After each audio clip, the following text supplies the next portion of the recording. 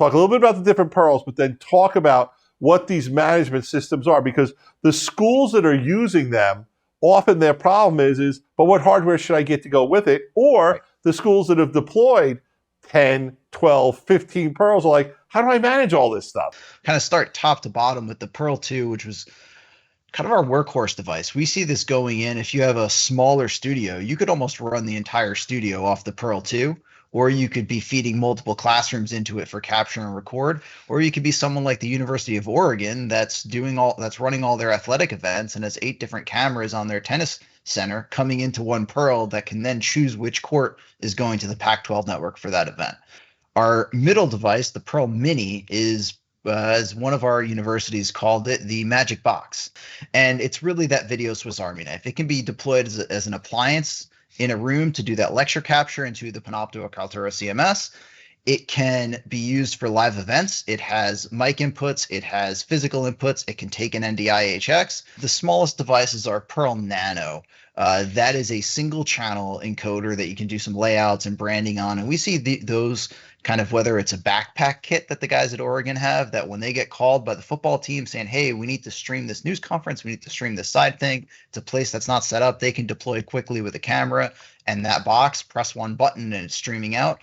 Or it's something like we worked with, you mentioned USC as a big school when we started. We actually just finished a really cool project with them that allowed their students to do a lot of this self-serve content creation in their digital creative lab. And all of those devices play really nicely with those CMSs that Gary mentioned. So when you're capturing, especially lecture capture, so schools, we just put out a case study with NC State, all of those are actually automated, that when Econ 101 starts at 10 a.m. You've worked with the registrar, you've scheduled that in your Panopto system.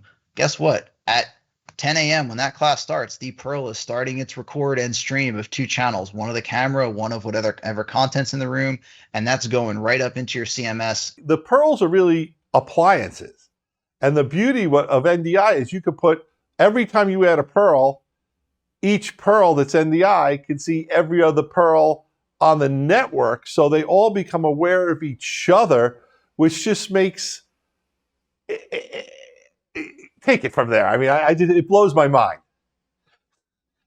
Kind of what we've all been talking here around flexibility and scalability that NDI and putting stuff on the network enables. And that's something we see with Pearl, where we've always had NDI available on Pearl 2, because that was kind of our studio device for the spaces we're talking about here. But we were really excited. We just released a firmware update earlier this week. Hey, we had a room that had a Pearl Mini in there for recording that, hey, we need a new camera in the back of the room to get that quality up. Well, with NDI, it makes it really easy to just have that camera connect right through on the network, and then cool, classroom A can see it, but if we have a special event that the studio team needs to pull something from that room, well, it's on the network. I can pull it straight across. I'm not worrying about SDI cables and transport and rewiring my classroom because I had to add a new device. Now, SRT is more, NDI is like kind of within the facility, within the network. SRT is when you're connecting points that are outside. And I want to go to you, Julian. SRT, like you said, lets you get outside the room. It lets you get outside that network. It lets you share, whether it's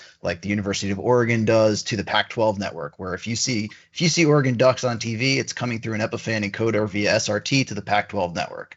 Our cloud tool allows you to actually manage all of those encoders completely remotely from anywhere.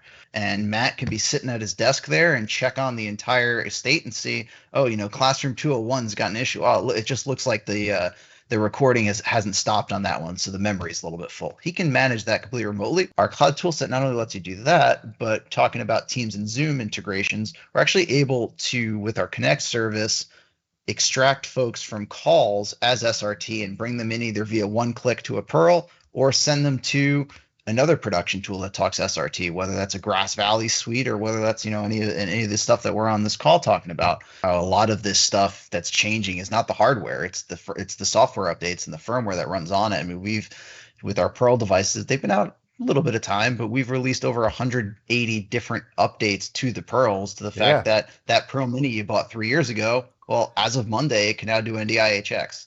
What's going to come next? There's a lot more fun stuff happening there, but I think it's that confidence in all of us here, and we live and breathe it every day at Epiphan, that we want to make sure that we work to deliver solutions for your workflows to help you make them better today and that you can keep coming back to us 5 years from now